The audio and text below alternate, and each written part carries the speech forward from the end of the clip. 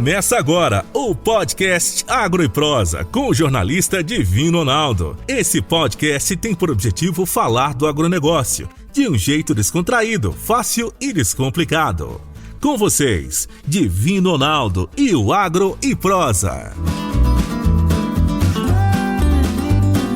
Pílulas do Agronegócio, com José Luiz Tejon. Olá, pessoal. Com relação à área de soja, quanto você acha que vai crescer a área de soja no Brasil para 2022-23?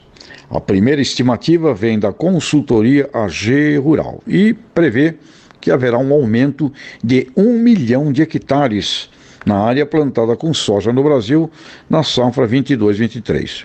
Isto significaria um aumento de 2,5% ante a área plantada na temporada 2021-2022. Mesmo assim, apesar de grande, é o menor aumento de área desde a safra 2017-2018. Isto ocorre porque estamos num cenário de custo de produção mais alto e os preços começam a ceder, afirma a consultoria AG Rural. Portanto, fique de olho. Custos altos e preços incertos. Um grande abraço e até a próxima. Fique por dentro do mercado futuro com Antônio Reche. Olá, se você gosta de leite de seus principais derivados, queijos, manteiga e iogurte, já percebeu como os preços estão muito mais altos. E há motivos para que isso aconteça.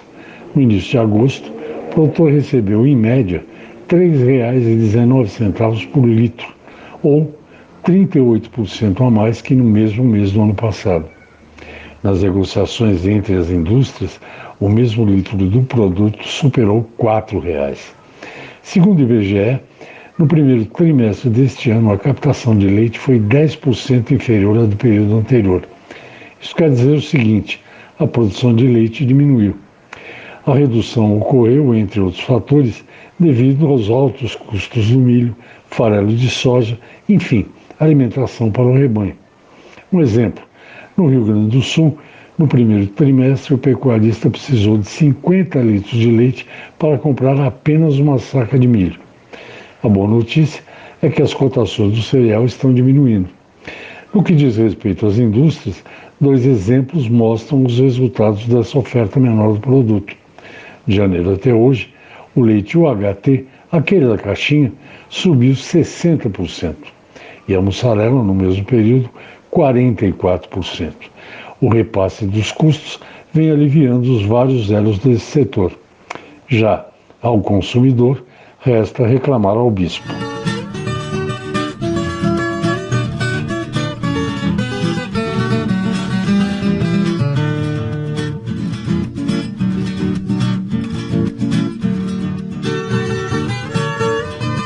O meu entrevistado de hoje será Evandro Martins, que é presidente da Fert System Group e é presidente da diretoria executiva do Parque Tecnológico do Agro, Tecnoagro, lá de Passo Fundo, no Rio Grande do Sul. E o tema da nossa entrevista será a aplicação de fertilizantes com taxas variáveis em linha de semeadura. Evandro, prazer muito grande ter você aqui. Muito obrigado por aceitar o meu convite. Da mesma forma, é uma honra poder estar falando com você nesse teu programa de expressivo alcance aí em Goiás, em Rio Verde, né? Então, para mim é uma satisfação poder estar nesse bate-papo contigo aí, estou à tua disposição. Eu fiquei sabendo que nós temos um amigo em comum, parece que estudou com você aí no Rio Grande. Exatamente, foi o que eu comentei, né? Que a gente foi colega do meu querido amigo Flávio Faedo, né?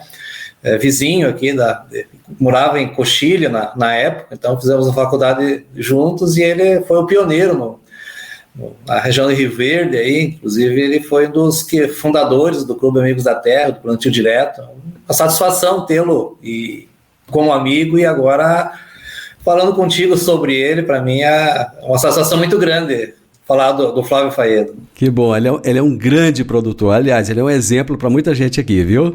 Coisa boa. Bom, vamos começar a falar um pouco então do nosso assunto. Eu gostaria só que você trouxesse rapidamente o que é o Fert System Group e o que é o Tecnoagro.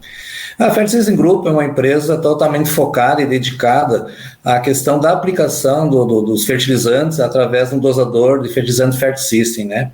Então nós nascemos num modelo, num conceito americano do IPNI, que trata do manejo 4C da nutrição.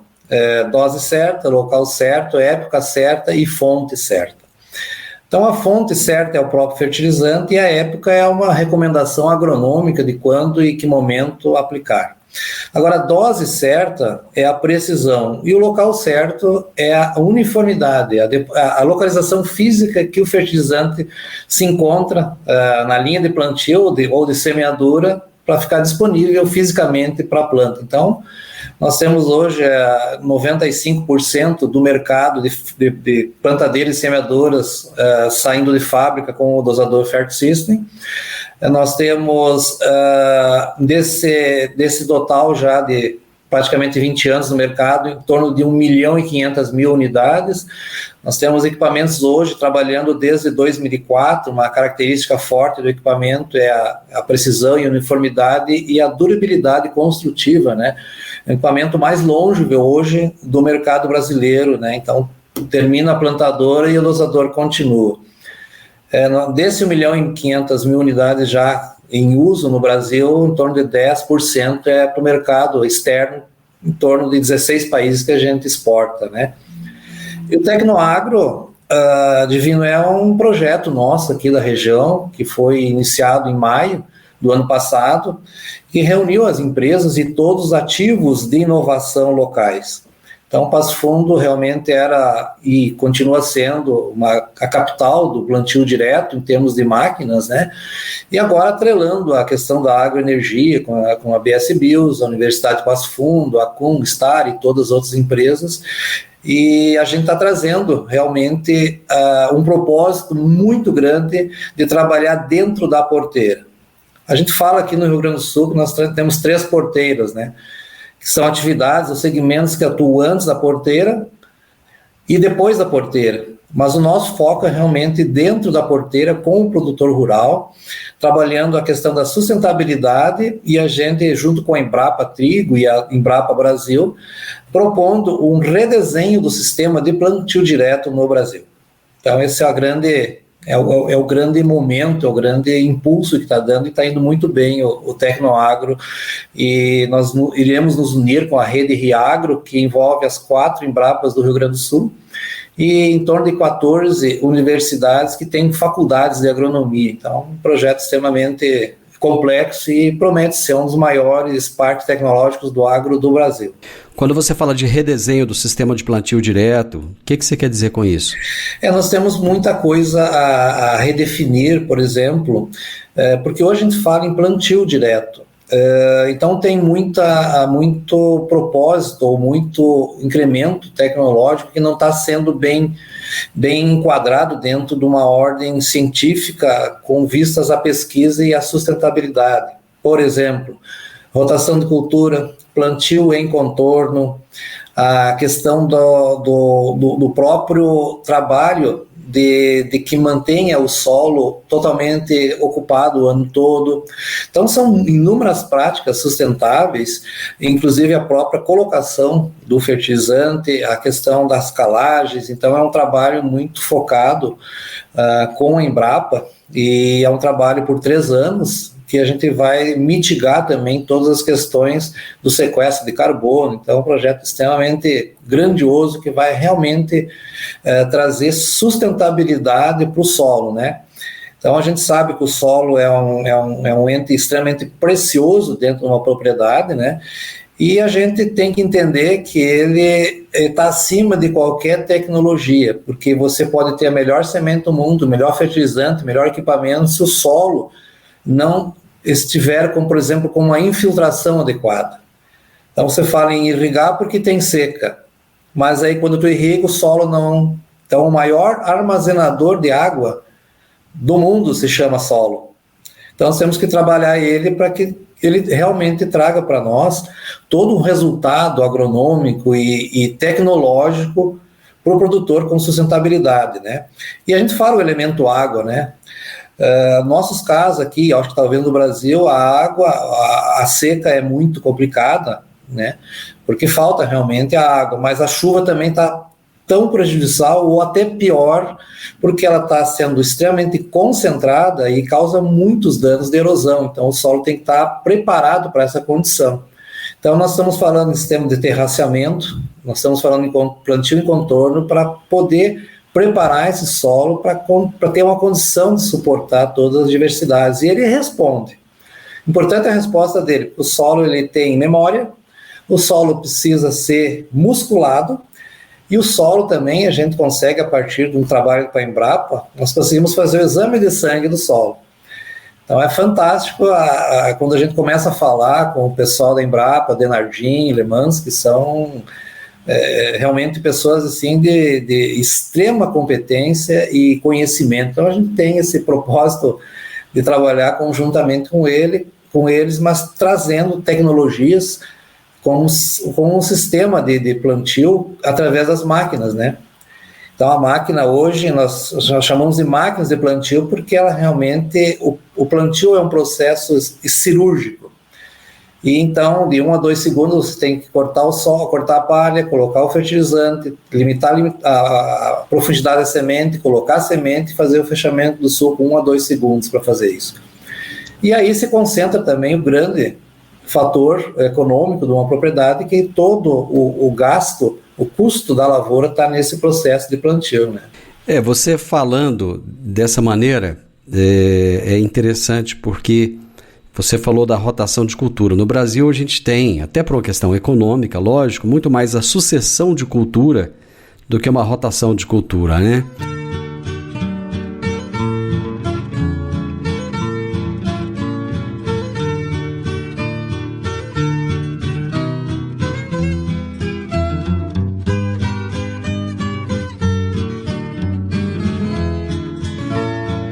Bom, conforme eu estava dizendo então, nós temos muito mais uma sucessão de culturas, né, que fica muito, aqui na região sudoeste, fica muito em cima de soja, milho ou algodão, né, do que uma rotação de cultura. Você acha que em algum momento o produtor vai mudar a cabeça dele, vai colocar os olhos dele de tal maneira que seja muito mais importante fazer a rotação do que pensar numa viabilidade econômica de uma cultura naquele momento? Isso tem que chegar até o produtor. Então, como eu estava falando, a gente tem um projeto junto com a Embrapa. Na verdade, esse projeto do redesenho do sistema de plantio direto, a gente vai fazer em 3 anos todo um novo redesenho, como a gente falou, olhando as questões químicas, físicas e biológicas do solo. Mas nesse projeto com a Embrapa a gente tem 2 programas, o programa Metas e um programa Conservar para Produzir. Então aí que a gente entra no assunto de que vale a pena fazer a rotação de culturas, porque os resultados também acontecem. Então tudo que a gente fala hoje em termos de inovação e sustentabilidade precisa ser medido. Então, por exemplo, a cultura do milho aqui no Rio Grande do Sul, que é um problema por causa do risco climático, ela vem muito, muito bem na questão da rotação de cultura, porque ela incrementa na sucessão com a soja em mais de 10 sacos, né? Então, o agricultor ele tem que fazer um trabalho um pouquinho mais de longo prazo e não olhar safra a safra, ele tem que olhar uma conjuntura de 3 anos, que a agricultura é um jogo de ganha e perde. Agora, se ele fizer uma construção, como eu estava falando, plantio em contorno, se preparar para receber e infiltrar água, é o grande passo que ele possa fazer para também ter um incremento em termos de rotação de culturas, né? No nosso caso aqui, a gente tem a cultura de verão e nós temos um tal de vazio outonal, que é a época entre a colheita da cultura de verão até a entrada da cultura de inverno. E aí tem bastante interessante, é o momento de você fazer o trabalho de escarificação biológica. Quer dizer, você não precisa hoje usar subsoladores, colocar ferro para te destruir o que foi criado pela matéria orgânica, né? Então, tu trabalha com raízes e a parte aérea. Então, tu consegue fazer uma cultura de várias culturas nesse momento, preparando ou para a cultura de inverno ou para a cultura de verão, que seja o milho, que é a mais próxima, né? E aqui no Rio Grande do Sul, por incrível que pareça, também, graças à Embrapa, nós estamos com a cevada forrageira. Então, também se torna, no vazio outonal, um ciclo muito rápido, de 30 dias, já ter uma condição para que haja pastejo para a vaca leiteira, para o gado de corte. Então, depende muito, sim, da postura do produtor em dizer assim, não, meu maior patrimônio é o solo e eu vou tratar a forma que ele mereça, né? Então, é questão muito cultural e a gente tem que entender que nós não podemos trabalhar com a agricultura de forma extrativista, como uma floresta. A agricultura é uma sucessão em que você tem que devolver para o solo e continuar tendo solo, porque você não pode pensar na cultura de hoje. Nós, aqui no Rio Grande do Sul, a gente pensa na sucessão como um filho, né? O solo, você vai deixar de herança um solo mal cuidado para os teus filhos ou para a humanidade. Então, é uma questão bem desse posicionamento em relação ao que o produtor pensa quanto a isso. Bom, de certa forma, o plantio direto, ele tem evoluído, né? Por exemplo, a agricultura de precisão já é uma evolução, né? Dentro do plantio direto. Não, perfeito. Eu acho que a gente, todo o avanço que está se tendo, a própria semente, né, que nós temos equipamentos hoje que a gente fornece para a Bayer, para a Monsanto, nas obtentoras, né. Então a gente diz que não existe mais semente, é um chip, né. E só que tem um grande problema, né, nós temos o yield gap. O que acontece? Nós vimos experimentos nas obtentoras, consegue colher 180 sacos. E o que acontece com o produtor? Hoje a média Brasil é 55, 58. E incrivelmente, de 180 sacos que a gente viu lavouras, ou parcelas de 180 sacos, de 180 nós perdemos 78 sacos só por déficit hídrico. Então já vai a 102. Então quem colhe 102 hoje está muito bem, obrigado, né? E tem outros fatores, né? Na verdade, hoje, para te conseguir ter uma produtividade de 102 sacos, vamos considerar, ou até mais, são 52 fatores, né? Mas basicamente sim, todos os ganhadores do SESB, eles falam e comentam da questão do solo, né? Se for avaliar o percentual de matéria orgânica deles é muito expressivo, então está aí um dos grandes segredos da produtividade, é o solo, como eu vinha falando. Agora, o solo, existe uma questão natural no mundo que se chama variabilidade. Então, o que a gente faz especificamente em termos de plantio direto ou agricultura de precisão no plantio? A gente faz um trabalho de análise de solo, incrível análise de solo. O Brasil, só 85% dos produtores brasileiros não fazem análise de solo. Então, aí já começa. Quanto por cento? Só 15% dos produtores brasileiros fazem análise de solo. Por quê? Porque não é mais obrigação. Antigamente o banco te cobrava para fazer, tu é obrigado a entregar. Hoje não. Isso é mais ou menos como fazer um exame de sangue, e é extremamente barato, né? E é necessário. Perfeito. Então, o que a gente está pregando? Primeiro, cuide do solo. Segundo, analise se ele está vivo ou não. Então, como eu estava falando, essa questão de você fazer o exame de sangue, né? Então, esse exame de sangue, eles estão analisando, existe uma tabela já na Embrapa que você consegue verificar 3 enzimas que são componentes da matéria orgânica que vão dizer se o solo está vivo ou não, né? Então, o que acontece? No nosso caso, a gente faz análise, voltando ao assunto agricultura de precisão no plantio. Nós partimos do princípio da análise solo georreferenciada, ou seja, nós avaliamos as zonas de manejo, aonde precisa mais ou menos fertilizante, ou menos ou mais sementes, né? Então a gente tem já tem um início extremamente planejado para a colocação com precisão e com economia do insumo, né? Quer dizer, nós pegamos aumento de produtividade e redução no uso de insumos. Então, primeiro propósito. Então, a gente também, em função disso, de plantar em contorno, atendendo todo o requisito sustentável, a gente desenvolveu no Brasil o sistema de controle eletrônico da plantabilidade. Ou seja, nós temos hoje máquinas de plantio que têm servomotores, sensores, cabeamento, ECU, com isobus ou não, e a tela de monitoramento para as plantadeiras e semeadoras. Então, isso aí é um grande avanço, é um equipamento que atende totalmente o requisito de agricultura de precisão no plantio. É interessante quando você fala de plantabilidade. Eu entrevistei aqui recentemente, aliás, por mais de uma vez até eu já conversei com ele, o Paulo Arbex. Professor de Botucatu, grande amigo, grande parceiro, né? Por incrível que pareça, encontrei com o Paulo estávamos no mesmo hotel em Sertãozinho, lá na AgriShow, e batemos um papo lá. Depois eu tive o privilégio de mais uma vez entrevistá-lo, falando sobre plantabilidade. E ele fala algumas coisas interessantes, que uma das coisas mais importantes da plantabilidade é o arroz com feijão, é fazer o básico. E muitas vezes as pessoas querem complicar isso, né, Evandro? Na verdade, hoje nós temos uma proximidade, temos uma grande proximidade com o professor Paulo. Nós também, como nós temos aqui, o Flávio sabe disso, nossa escola foi a Semeato, né? Então a gente teve a oportunidade de desenvolver todos os elementos sucadores de solo, todo o projeto do plantio direto, considerando as questões, os aspectos da física do solo, a química do solo e até a biologia do solo, quando surgiu o Clube da Minhoca, o Clube Amigos da Terra, né? E realmente a plantadeira hoje, uma plantadora normal de 10 linhas, você tem que revisar e regular em torno de 300 pontos. Então veja que poucos fazem isso, né?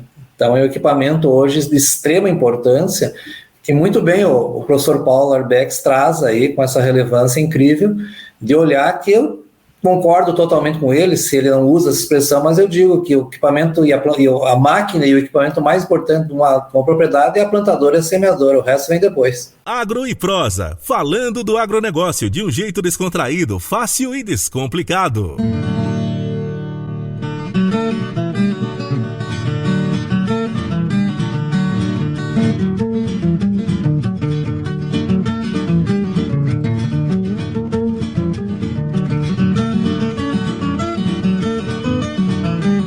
Muito interessante o nosso bate-papo de hoje. Estamos falando a respeito de aplicação de fertilizantes com taxas variáveis, falando de plantio direto, falando da evolução da agricultura.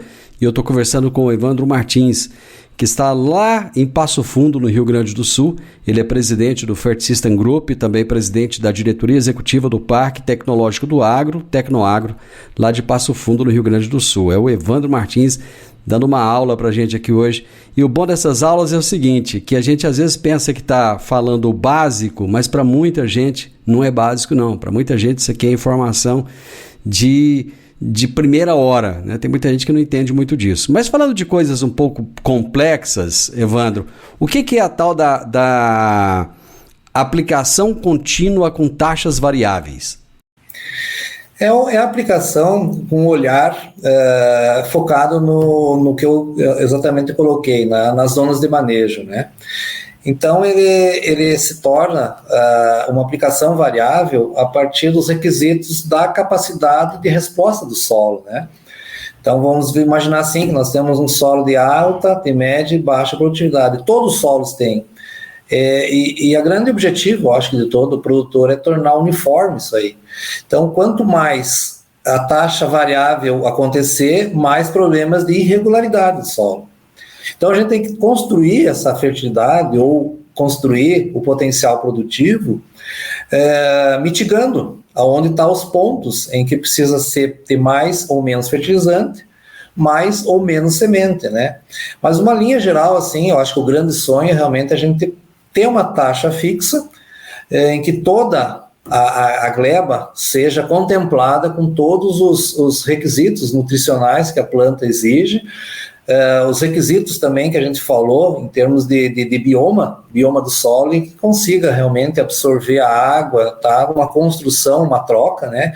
Que a gente chama de troca carbônica, né? Então, esse equilíbrio é o objetivo. E essa construção precisa ser feita a partir desse mecanismo que a gente chama de musculação do solo, né?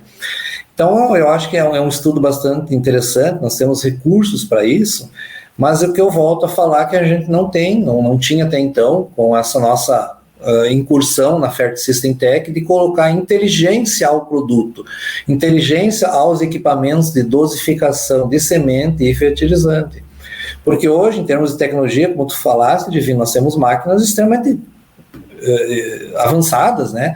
Plantadoras assim fantásticas, né? Que nós tínhamos um grande problema da colocação dos elementos sucadores de solo, a questão da presença da palha, como cortar e tornar eficiente a colocação da semente, principalmente sem ter problema de bolsões de ar ou coisa parecida, né? Então isso aí está muito bem resolvido. Então nós efetivamente estamos trabalhando na questão da aplicação em taxas variáveis de fertilizantes também. Então hoje se fala, por exemplo, o que a gente ganha com isso em termos práticos? Vamos falar em prática de campo, né? Eu falo prática de campo porque a gente tem a metodologia que a gente inicia por um desafio, a gente trata desse desafio em ambiente relevante, na lavoura. Então, todos os experimentos, é todo feito no ambiente relevante. Ali a gente analisa o nosso nível de maturidade tecnológica para resolver aquelas questões. Se nós temos soluções internas de conhecimento ou procuramos fora. A gente traz um P&D, a questão da ciência, da inovação, da tecnologia de fora. E a importância maior, e que eu vejo assim, que a gente não adianta ter tecnologia que fica em galpão. Essa tecnologia tem que trazer resultados. Então, obviamente, sim, que a gente mede os impactos do que a gente faz. Impactos ambientais, sociais e econômicos. Só que nós tivemos um problema com isso. Além desses impactos que a gente atingiu, nós tivemos impactos científicos e tecnológicos. Então, para te entender essa grandeza da tecnologia, nós hoje precisamos realmente procurar no exterior, né, as soluções, procurar demandas junto da Embrapa. Então nós estamos conciliando muito esses propósitos de atingir esses impactos aí, e realmente os resultados são totalmente mensuráveis. Então, quando a gente fala em inovação e sustentabilidade, a inovação para existir inovação, ela precisa ser inclusiva. E a gente pergunta, mas onde é que está a inovação? A inovação está num buraco da rua, está numa fila do hospital, está numa semente que não nasce, num adubo que nós temos que plantar com menos adubo e colher mais. A inovação está aí. E a gente precisa, para avançar nisso, ter confiança de falar para o divino como é que é o certo, como é que é o errado, trocar ideias e criar esse ambiente, né? E a sustentabilidade também está atrelada a isso, vamos imaginar assim, só que ambos precisam ter medidas, tem que ser métricas de avanço tecnológico e métricas de sustentabilidade, né?